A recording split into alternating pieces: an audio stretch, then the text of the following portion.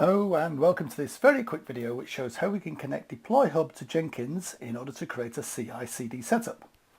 Now in this scenario we're going to get Jenkins to build a simple web application and DeployHub is going to take the output from the build and deploy it to our target web server. So here you can see our simple web application called IT Guys. It just lists some notable people in IT. Not a particularly complex app, but keeping it simple will allow you to easily see what's going on. As you can see, this is currently running on a remote Windows server, and I'll hit refresh a few times just so you can see that we're running version 1. And here's the Jenkins project that builds this application. As you can see, the project is called IT Guys, and the output file that the build creates is itguys.war, and Jenkins is running on a Mac server. So a post-build step will involve downloading the IT Guys WAR file from the Jenkins archive and delivering it to the correct location on our target Windows server. We want to do this over open protocols, so we don't want to install anything on our target Windows machine. So here we are in DeployHub, and this is a vanilla instance. We've got an out-of-the-box configuration here as though we've just downloaded DeployHub and fired it up for the first time. What we're going to do now is to configure DeployHub to take the output from the Jenkins and deploy it automatically to our target Windows server.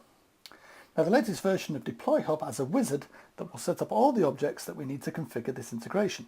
So I'm going to use this new wizard to configure DeployHub, and to make it interesting I'm going to try and set this up in under 2 minutes. So let's have 2 minutes on the clock, please. Okay, we're going to start the clock as soon as I launch the wizard. Here we go. So the first question is, what kind of setup do we require? And we're going to go for a quick Jenkins setup.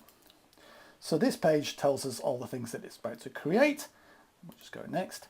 And now it's going to ask us where we want to create our new objects. So I'm going to click my development space, and every object that it creates gets an owner, and that's asking us who we want to own these new objects, so I'm going to leave that as administrators. Now it wants to know where the Jenkins server is, so I'm going to it's Mac 8081, and the Jenkins project name is IT Guys, and the output file name was itguys.war. And that's it as far as Jenkins is concerned. Now we want to know where our target server, so I'm going to take the host name from there because it's actually quite difficult. Now we need to know the base directory, so I'm going to do Tomcat web apps, and finally we need some credentials in order to connect to that Windows box, and we hit finish, and that's the wizard done. So what it's doing is it's created all these different objects, and now it's telling me that in order to deploy I need to tell Jenkins to deploy application 101 to environment 101. So I'm going to do that right now. I'm going to configure. I'm going to go to my plugin. I'm going to say environment 101 application 101, and of course I could rename these, but this is the values that the wizard has just created for us. And I'll save that, and I'm going to pause. 16 seconds left, so we've made it in under 2 minutes. Let's try doing a build.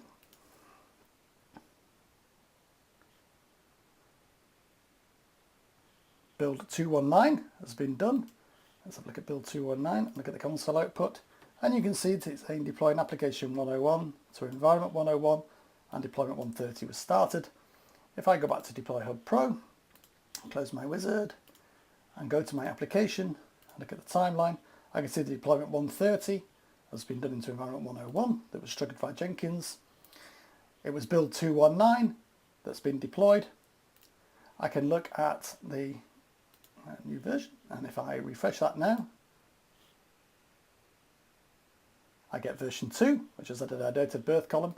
And if I look back at my deployment log and have a look at the feedback loop, I can see that build 219 resulted in a rebuild of component 102, which was part of application 101, which was deployed to environment 101, which was deployed finally to server 101. So I've got a complete integration between my build number and my server, and I can look at my endpoint and my environment. And look at my environment. I can see application 101 has been deployed by deployment number 130, and if I look at my my endpoints, I can see server 101 and build number 219 was deployed to that server, and I can actually pull up the Jenkins build log from inside DeployHub. So there we have it. That's a very, very quick and easy way of connecting Jenkins into DeployHub to turn it into a CI/CD process in under 2 minutes. Of course, we can then make this more sophisticated by adding additional files and configuration files and stuff like that. But you can see how simple and quick it is to connect this up and get this operational. That's the end of the video, and thank you very much for watching. Bye-bye.